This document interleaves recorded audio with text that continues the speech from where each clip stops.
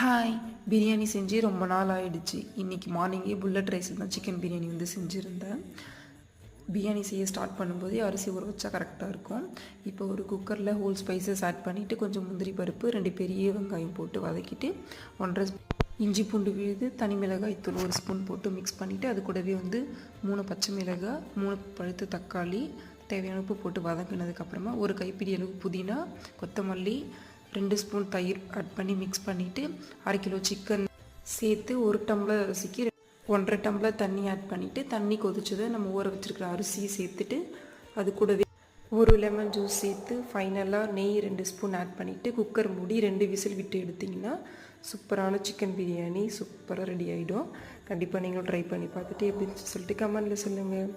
இதே போல் இன்னொரு வீடியோவில் பார்க்கலாம். நம்ம வீடியோஸ் பிடிச்சிருந்தா மறக்காமல் நம்ம சேனலை சப்ஸ்கிரைப் பண்ணுங்கள். பாய்.